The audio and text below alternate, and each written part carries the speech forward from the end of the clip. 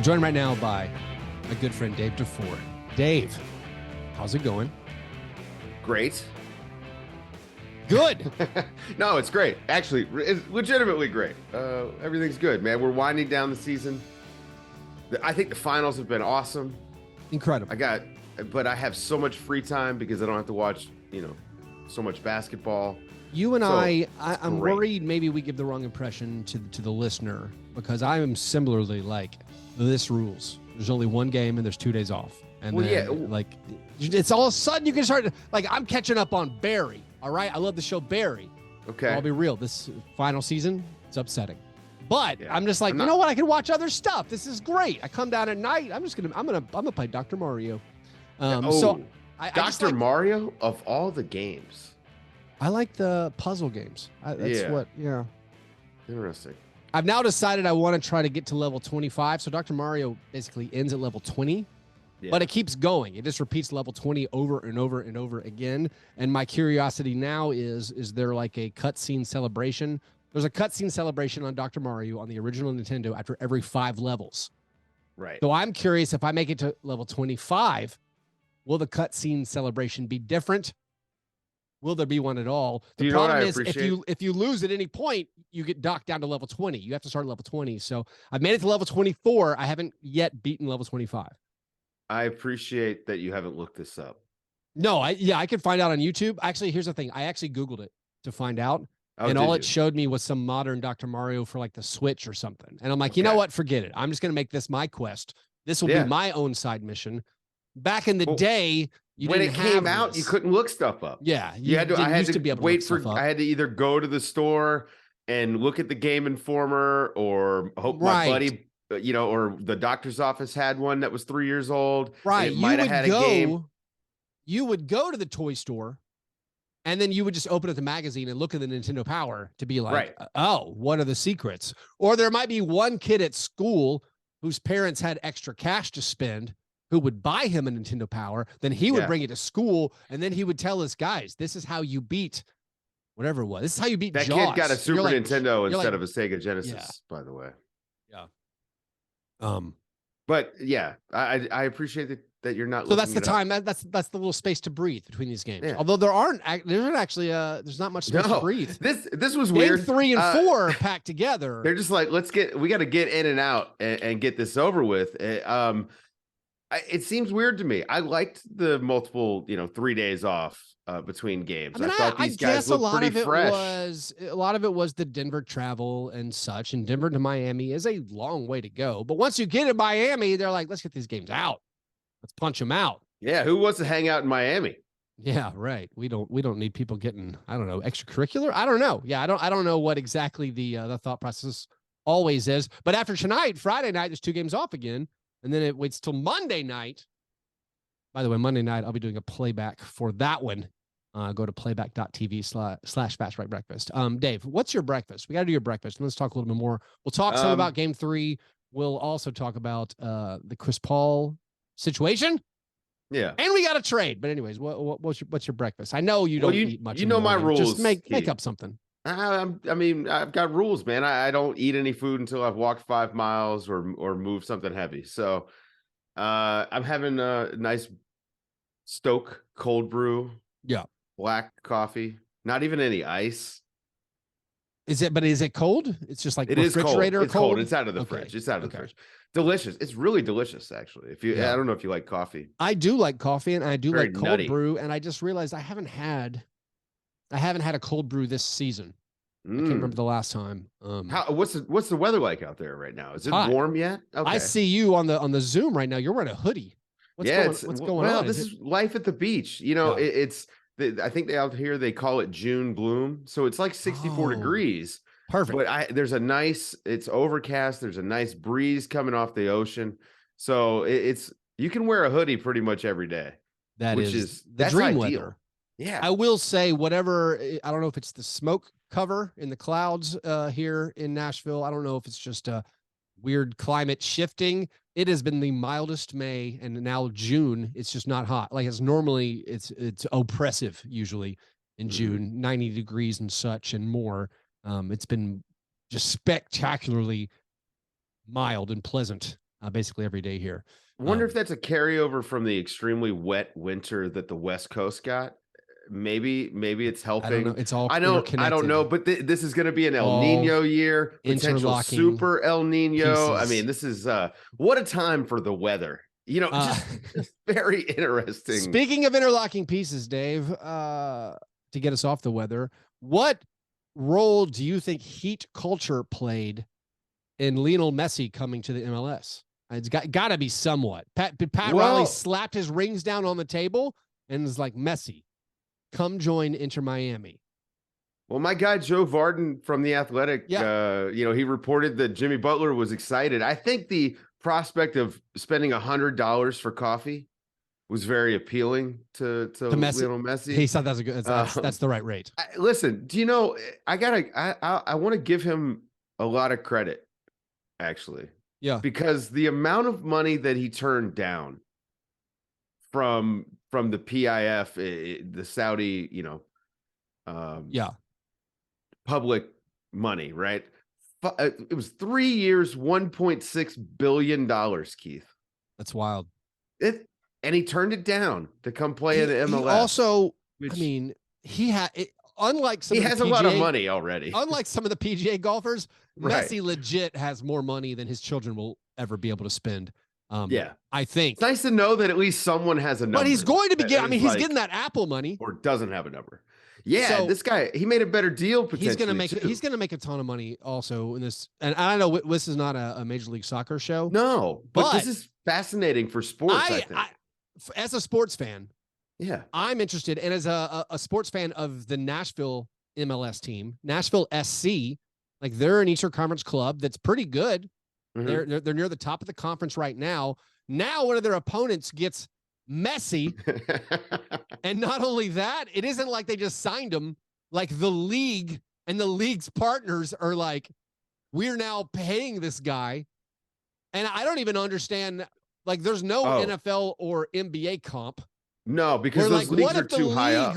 Yeah, what if the league's like, hey, we found a guy who's like 8 times better than Jokic, and we're going to add him to the NBA, and not only that, FanDuel's paying for it. No one even has to pay for it. And so it's kind of funny where it's like, all right, I know we're like the 12th or 15th best soccer league in the world, and I know we have goals of like long-term goals. You're underselling us. We're probably like 6th. Okay. MLS is probably like I don't know 6th. much about. But this is an amazing move that should be, it should be like a rising tide move. That's the idea where it's like, oh, hey, Keith, we're adding, I don't know who it is. We're adding this famous person. LeBron James is joining your podcast network. Right. Congratulations on him. It also helps. Again, it's more legitimacy for MLS. It's going to get more eyeballs. They're going to sell more tickets. Yeah. Even domestically, they're going to sell more tickets because Messi is a real star. I mean, he's absolutely the biggest star in the world. This is like if it's not if EuroLeague did this, but it would be like if maybe if the French Pro League just said, hey, LeBron, here's a share of the league here. Right. Okay. Yeah. It's about that level.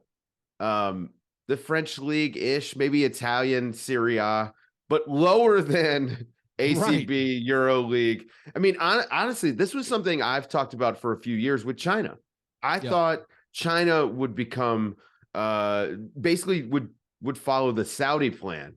Right. I'm just paying out tons of money at these huge athletes, essentially boost your own domestic league and hope that you can become a place for basketball because why pay us, why pay us rent when you can own it, essentially? Yeah. Instead of like Russ Smith dominating the Chinese. Like, why wouldn't Russell Westbrook why don't they pay $200 million? Or or not even, I'm trying to think of like, who's the perfect, like mid-20s guy who's okay. Yeah. But it's not great. Dominate. Where they're just like Julius Randle. Right. I'm going to pay you $180 million, or like, what's a tier below Julius Randle? But honestly, like Westbrook, this is like a perfect scenario for Westbrook. If you compare Westbrook to Messi, just think about stage of career. Although Messi's still really damn good. No, perfect comparison. But yeah, apples to apples. Westbrook kind of at the end of his career, but was a star, MVP. Why wouldn't one of these foreign leagues just say, hey, Russell Westbrook, we would like you to come play in our league for a year, and all the teams maybe find a way to, for the league to cover part of that salary for the marketing effect that it would have. So, I mean, I think that this was a good move. It is unprecedented, and it's not something that like LeBron James can't go to the NBA and try this.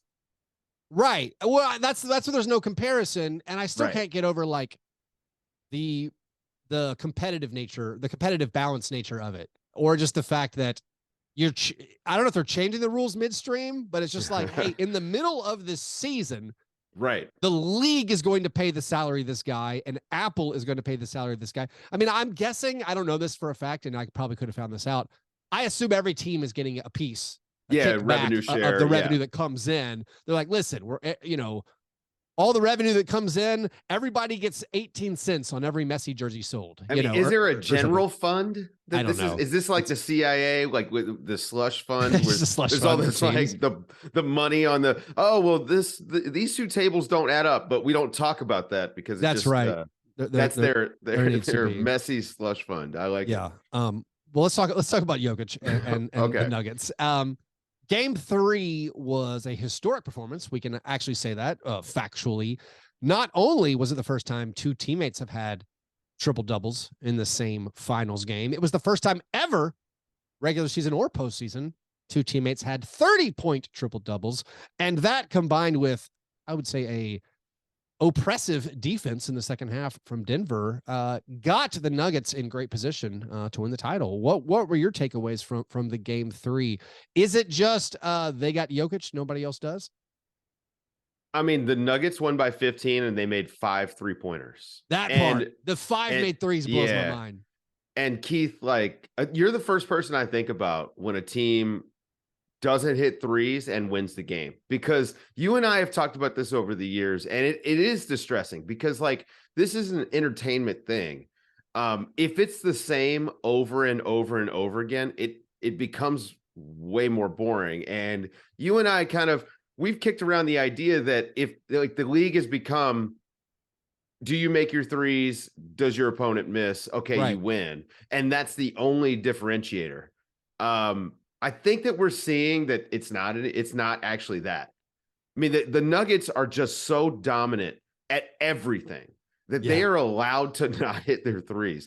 And you mentioned their defense being stifling. I mean, this was sort of what we had been screaming about for 2.5 games. Let's be honest. It really was not until the second half of game 3 that they actually figured this out. Number one, I don't understand why Jimmy Butler's getting so much attention. That's been a big part of their problem for 2.5 games. He has not shown any explosiveness. He's not like Jamal Murray is able to hold up when Jimmy's trying to back him down. Like that's a one-on-one assignment. They finally started doing that. Hey, shout out to Jamal Murray for actually taking it on in the second half. So the thing that stood out to me was that the Nuggets, they tightened up their defense, but man, they did all this. Won by 15. They were going away. Yeah. And they made 5 threes. It's the first time in 10 years a team has won in the finals, making 5 or fewer 3-pointers. The last team to do so was Miami Heat. LeBron's Miami Heat, big 3 team. So it's a very rare formula in this year's NBA, this era. I'm all for, by the way, let's scoot the line back 1.5 feet and get rid of the corner threes. I want to see it. I want to see it. That's not the way to do it. I want to try it. Listen, it's not the way to do it unless you really love layups, which I do. 2.6 points per 3. No, this is it. You'd have to widen the court. And by the way, the corner 3 is not. It's not an inherent advantage because it's shorter. It's an inherent advantage because of the geometry of the sport of basketball. Like that weak side corner, when it was worth 2 points, was a shot that happened all the time because that weak side corner is what opens up. But it shouldn't be worth 3. It's too valuable. But wait. Yeah. All you need to do, you just need to spread the court, make it a regular 3, okay? Or bring it in to the FIBA line. Because what you've got right now is you have this scenario where the defense is actually stretched out too far in the backcourt, not to the sides, to the sidelines. Yeah. And so the defense has too much ground to cover. Now, if you take the 3-pointer and you make it further back, all you've done is give the defense more ground to cover. This is the secret thing that people lose sight of when they think about widening the court, expanding the 3-point line. You're just making the defense have to cover more. That line doesn't actually matter. This is the secret to Steph Curry. He's been shooting 30-footers, and so the defense has to come further out. His gravity makes the defense job a lot harder. Well, if you just expand the 3-point line, guys are still going to shoot the three. You're not going to. Well, I'm not eliminating the shooting. three. I want to reduce the value of the attempt. That's all. Mm-hmm. To 2.5 points. It's right now it's unbalanced, and that's why we get all these. Everyone just shoots threes. I just want to try just G League one year. G League, try it out. Summer League this year. 2.5 points a shot. I mean, they're already. What's the new thing they're trying out at Summer League this year? Flopping. They're going to review flops or something. Yeah, the flops are going away. I want to be on the anti-flop committee, but you can't make it the in-game officials' responsibilities. Unless there's a guy. Can't we just do this? Have flop guy. Yeah. And flop guy sits there and he's up or down, and that's it. That's all he does. Check he doesn't need to talk into the microphone. He doesn't even no checking the tape. No checking the tape. Okay. Just do it. We see it live all the time. We can all spot a flop. Keith, this is the job you and I have been training for years. It's true. As podcasters. Just have a guy there. It doesn't take much. I can't get over I've gotten so attuned from the TV camera angle to instantaneously know, like, I don't have any issue with block charges anymore. Yeah. I'm like, instantaneously from TV camera angle, I'm like, that's a block. Why are they calling that a charge again? And then they show it in slow-mo, you're like, oh yeah, he slides over at the end. It's like, he always slides over at the end. It's every single time. Yeah. I know it's much harder from the TV angle is good. Well, that's because it's higher up. Like, these officials are 6 feet tall, and some shorter, some taller, but mostly shorter. Yeah, it's much harder when you're at eye to eye view with the defender. So but still, the flop. I do like giving the referees permission if they spot an egregious flop to penalize. But it's already hard enough. The whole point is the flopping tricks the official. Right. So now I don't know how they're going to address this. Well, those guys, I mean, look, we talk about this quite a bit together because I think we're the only people who are truly like sympathetic to these guys. Yeah. It is an impossible job for 3 people. So impossible. For 3 people to follow 10 bodies and a ball. And because of the extended action of Dame Lillard and Steph Curry shooting 3-pointers from 35 feet away. And the line, they have to pay attention to where the lines are on the court. It's never been harder to officiate because it used to be all the action happened in a much smaller area. Now, because of 3-pointers, it's spread out so far. Yeah, it's impossible. Yeah. And I mean, and charges didn't happen at the basket like they do now because the floor wasn't spaced out. Like the block charge now happens almost every play. Like it's pretty incredible to watch. When the Heat like are playing. Oh, well, yeah, absolutely. Yeah. So it's a tough job, man. That's a really tough job. They really need like another guy on the court, and then they need a review guy for every game. It just doesn't make any sense to me. We see the review in 10 seconds, except for on TNT. I just think one of the changes they could have always done is have just one referee just be watching the TV broadcast. Just like that's because you just see so much like immediately. Well, what are these guys doing in Secaucus the rest of the time? They are like, man, this is what I don't get. I think there's like a why do you need to wait there? Yeah, but why do you need to wait for a phone call? They should be proactive. Hey, they're walking over to the video review board. Oh, cool. By the time they get there, I got this. Yeah. I just don't understand like the process here. It's all made up. Why are we pretending like you have to go through steps to get to the ultimate destination, which is it wasn't a charge. Right. Just stop calling the charge, and we don't have to think about this. But it's just silly to me. Always call it a block, and if you're wrong, make them challenge it. That's what I would. There you go. That'll clean Christian it up. Brown, Dave, was unreal in Game 3. Are we calling him Brown after that game? We'll pronounce his name the way he'd like it to be pronounced. But what are other people calling it? I don't. Oh well, I mean, a lot of people doing the phonetic of Braun. Yeah. Well, that's what I thought it was until someone told me it was Brown. And it's Brown. It's not. That's not a hard word to pronounce. No, it's Brown. So it was just one of those like, this is not me trying to remember that Andre Robertson is not Roberson. Like that. Okay, that's confusing. What someone tells me that's pronounced Brown, it's not hard. Right. But Christian Brown was amazing. Yeah. His activity, his cuts, the way he diced up the zone. I mean, also maybe one of the big adjustments for the Nuggets in game 3 was they placed Jokic, it seemed like, in a lot of new spots that they didn't in game 2 to attack that zone. Like he was posted up on the baseline sometimes. He was posted up like where he would like body up the guard at the top of the zone so they could lob it over him. So they were ripping up the Heat zone in the second half of this one. But Christian Braun was a big part of that. It's going to be curious, I think, if he continues getting more playing time as the series goes on. I mean, maybe that was his one moment in the sun where he really showed up. But with Michael Porter Jr.'s struggles, I mean, maybe they will open it up more to let the rookie go. Yeah, we hit on that on today's Nerder.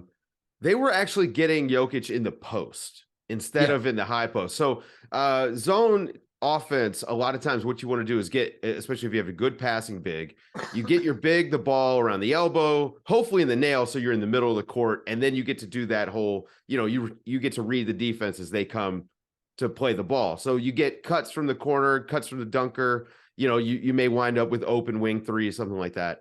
But they did a good job of just saying, you know what? We're going to post him up. He's 2 points per possession on post-ups. Right. Good luck. And then when the defense started rotating and going to help, that's when those smart cutters started earning their money. And Christian Braun, number one, he was bothering Miami defensively. He was getting into their body. He's just, guy's strong, man. I actually made a joke that I want to see him go through the NFL Combine. Like, he just looks solid, right?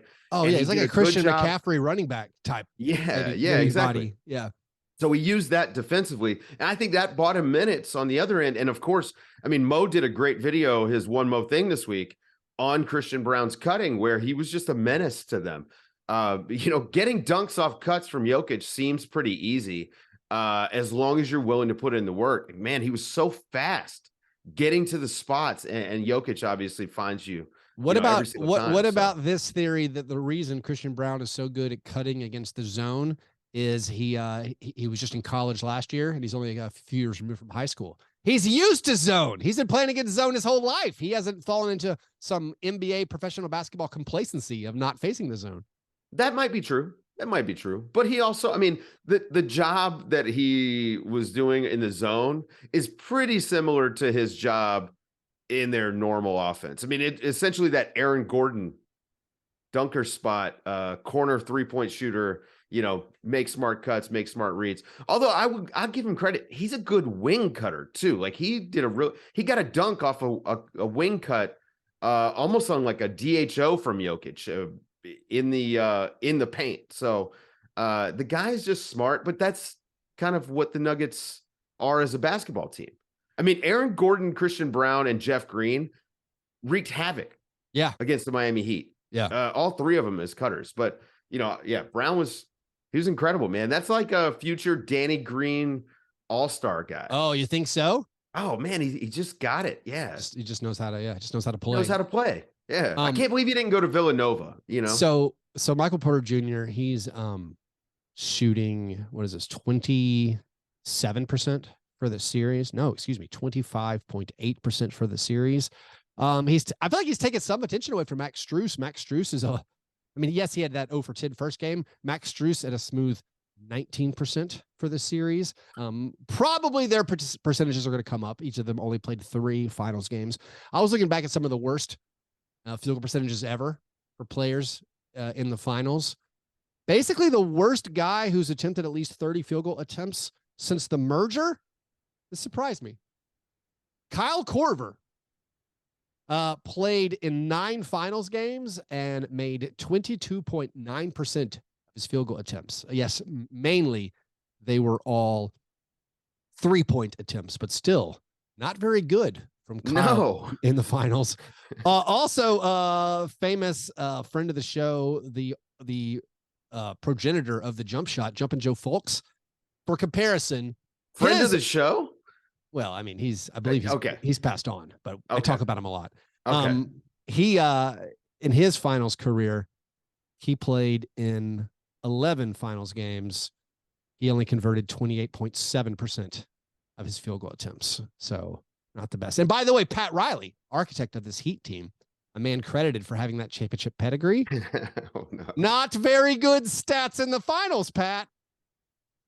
Pat Riley, in his career, 7 finals games, 9 for 33 from the field. That's 27.3%. Don't act so cool, Pat. That's rough. I assume there's videotape of the finals activity. Maybe not. I'm not sure. Game 4 of the finals is on Friday night. Something that happened on Friday that I thought was interesting. One of the teams involved in the finals, the Denver Nuggets, made a trade. The Nuggets traded with the Thunder, a team they've done business with before. They now are going to give the Thunder possibly their 2027 pick, possibly their 2029 pick, although I think there's some details that haven't come out as far as the protections on the Denver side, because I don't think they can trade this 2029 pick unless the 2027 pick is certainly going to conveyed. But the Nuggets owe their 2025 pick to the Magic, and that's protected. So we need to get your buddy Larry Kuhn on to let us know all the exact specifics. But it does feel like, I don't know if it's the first time a team in the finals has ever traded for a future first-round pick, but the Nuggets sent away this pick in the future to get picks sooner because the Thunder have too many picks, it seems like. Maybe this was a win-win, but it kind of feels like the Thunder paid a processing fee just to move one of their pick next year way into the future. They're like, listen, we have 4 picks that the Thunder are in control of 4. And they're the youngest team in the league. And they're super young.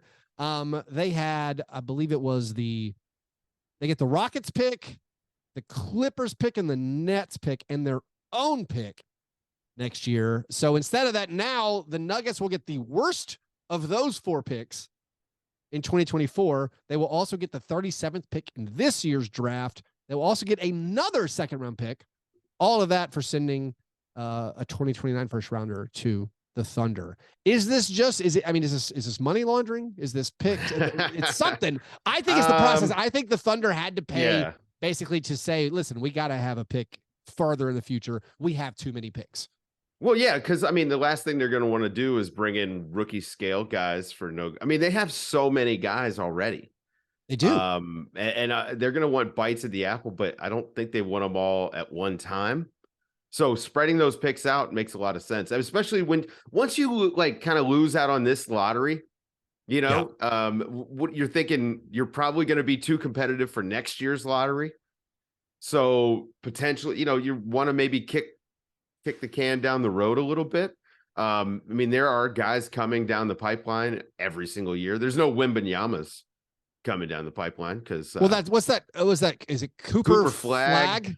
This kid is, I mean, he's putting up. Is he 2 years away? Is he? Yeah, I think he's 2025. I think. Okay, yeah. Okay. So, so like there's stuff coming, but it's not Wembanyama where they're preparing for 5 years, Well, so one of the weird things, and I don't know, like I think this is a problem with one of the or obstacles that Sam Presti and the Thunder are going to have to deal with is when you keep spreading out these picks and you keep getting good players. You'd think getting good players is the whole goal. Yes, it is, but you got to pay them. And so it ends up being like, all right, if you're paying Dort like market value, which they are, and then you want to resign, like if you hit in the draft, if you end up paying Holmgren in his second contract and Jalen Williams in his second contract and Josh Giddey in his second contract, and you've kept Shai Gilgeous-Alexander, you basically can't have any more players.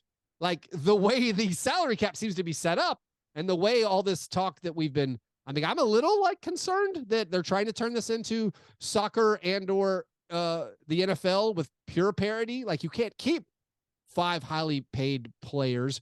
And so like that is going to be an issue that the Thunder have to deal with. Like, and not that it's not that far away. The fact that they didn't add any mechanism for like homegrown talent being able to stick around to their team. Like, I mean, this is really the problem. Like if you look at the Warriors, I mean, if just their main 3 guys, I mean, look at how much money they make. Yeah. And those guys have just been there the whole time. This is not something to discourage free agency. This is not something that like the issue isn't that the teams are losing their players. The problem now is going to be that they can't keep them. Yeah. It's not just that they're losing them to other teams, bigger markets. It's going to be that they cannot keep them. Yeah. And so I think maybe it's because of these future salary concerns, or maybe it's the present salary concerns. We've also had a bunch of news about Chris Paul coming out, where I'm a little confused about this situation. And this probably just goes over my head of I don't know the details of the Suns cap sheet and what they're dealing with this upcoming season. But like, I don't think this was a cap move, Keith. What was that? This is not a cap move. You don't think so? It's a personnel move. They don't. So, by the way, I guess to say, if anyone has been living under a rock, the Suns are maybe going to waive Chris Paul. Half of his salary is guaranteed, but then they might try to bring him back, like under what feels like a cap circumvention situation, but I guess it's not. As long as he clears waivers, they can re-sign him. Maybe they want to trade him, but I'm a little confused. You say it's a personnel move. You think the Suns just don't want Chris Paul? Is that what you mean by that? I mean, did you just watch the playoffs? They've got Devin Booker and Kevin Durant. I think like that is essentially their team. Yeah. And now their job is to put a defense around those guys. And I think Chris Paul's size, age, he needs to take on a reduced role. He probably needs to come off the bench wherever he winds up next, right? Is that something that you can ask him to do in Phoenix? I don't know if you can. I can't get over in 2 years from now, in 2024, 2025, the Suns are going to be paying, what is this? Almost their entire salary cap is going to be, they're going to be like 10 million away from the cap just with 3 players. 3 guys. Yeah. With Devin Booker, Booker and Durant both making over 50 million, which is basically over a third of the cap, like 35, that's 70% of your cap right there on those 2 guys. And then you got Ayton. I mean, I understand like at that point, you can't really be paying Chris Paul, but for this upcoming season, it also feels like, I mean, you made this trade to win a title, not in 3 years. You made this trade to win a title this year. Whoopsie daisy. Next year. And then after that, it's like, all right, we should have hopefully won in this time frame. So I don't know how they get better, either with 16 million of dead salary of Chris Paul on the team, or maybe you get him to come back for less. But also, if I'm Chris Paul, right? Like, I love Phoenix that much, where I'm going to turn down. I mean, maybe someone. That's why this news that's why this news coming out is actually, it's bad for the Suns. Yeah. So my expectation was that the Suns were going to try to trade Chris Paul this summer, somewhere. He only has 15 million guaranteed. Like maybe it's a salary dump situation. Maybe it's a team that's just looking for a veteran voice that has a ton of cap space, like San Antonio, for instance, which I don't think that was a destination, but maybe they would be looking for veteran leadership for a season to come in. They got a lot of young guys. They could use a point guard. Like he could start there, and it's not a big deal because they're not expecting to compete for a title. I think he wants to compete for a title though. So I don't think San Antonio was ever really an option if he was going to be traded. Like, so I think this news coming out really does hamper them quite a bit. Now everyone knows, well, if we just wait, they're going to pay him 15.8 million or whatever it is over the course of whatever. And we can come in and probably get him on a discount. I mean, would he go somewhere for the MLE? Yeah. Why not? He's already making a good amount of money for this season, and he could go contribute to a team that may be playing for a championship. So yeah, I have a hard time. Bad news for Phoenix. I have a hard time imagining. So a couple scenarios. So that one, like the Spurs scenario, where it does feel like, all right, he does make sense. Also, I have a personal theory that if that Wembanyama is going to win them 10 more games, maybe at a baseline, and if you win 10 more games, you're in the play-in, so you can't really tank. So might as well, hey, bring in Chris Paul. Like, but like you say, Chris Paul wants to go to a contender. So I can imagine a scenario where the Suns are like, listen, we will trade you Chris Paul because you have cap space, and we will pay you, to take this thing, that you can waive him, and you're just spending the $15 million. We have massive savings. That's a great plan, except for the fact the Suns have no picks. The Suns sent all their picks to the Nets. So the Suns can't pay the Spurs. Maybe this is maybe you could get Apple to step in a little. Let's go back to that slush fund. If they had a CIA slush send fund, Chris Paul to one of these MLS teams. There we go. Let them deal with it. But like, so if the Suns waive him, they have the dead money. If they stretch the dead money, the Suns cannot bring him back. Like the Suns, you're not allowed to bring back a guy you stretch until the actual contract, the original contract, would have finished. So if Chris Paul is like, oh, I could go back to the Suns for a minimum, even though it would have to be a minimum because the Suns would not actually. So by waiving him, they would lose his bird rights. See, now we're getting into the nitty gritty here, Keith. But I'm saying if I'm Chris Paul and it's that's one option. All right. Option one is to go back to the Suns on a minimum. Option two is go join my buddy LeBron James for, they could pay me the MLE. They could possibly. Do they have the MLE? The Lakers can get to cap space, I believe. I think so. Yeah. So like the Lakers could actually pay him more if they decided that was the route they wanted to go. They might have other plans with their cap space, but I could imagine, regardless, the Lakers would be able to pay Chris Paul more. And it's like, he wouldn't want to go do that, team up with LeBron and AD. And that seems, maybe that's more enticing. I don't know. Maybe flat out Devin Booker and Durant are better. Like those two guys might be better than LeBron and AD. They probably are. But maybe Chris Paul, because of the friendship, he wants to try something new. So I don't know. It's a wild situation. And we talked about this on Nerder, and I asked these guys, so I'll flip this question to you. Why not reuse this? Sure. Do you see a role for him on any contender, like a real role, like where I don't think he can go and start for any of the, like, let's say top 8. I don't think he's that guy. Really? Now, he may be a better option than some of the guys that they have in-house, but I think by the time you get to playoff time, 37 years old, undersized, won't shoot. I do. I don't think he has to go beat Kyle Lowry somewhere. I think he's got to go beat Kyle Lowry somewhere. Yeah, which Kyle has been good in the playoffs. No, but I still think he's way better than Kyle Lowry. Like way better than Kyle Lowry is a disaster most of the time. He's got good moments. When Gabe Vincent was out, man, when Kyle Lowry had to start, that's like burn the tape stuff. Like you got to get rid of that if you're Kyle Lowry's people. I mean, that was horrific.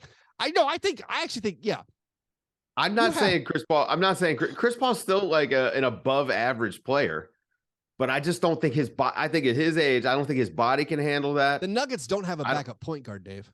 He would be perfect in Denver. Yeah, he'd be perfect in Denver. The Bucks they don't have another guy who can dribble. The Celtics need him. But all of these are all contenders to me. They're all backups. He's got to go and be a backup. I disagree. I think he can play a 25-minute game role in the late stages of the playoffs. I guess that's so. I mean, the thing. I think we agree. Paul, it sounds like we do. He gets injured every single playoffs. Like you could set your watch to it. Like that was my before the playoffs started. I'm picking the Nuggets over the Suns. I think the Nuggets are better, but I'm also certain Chris Paul's going to get hurt.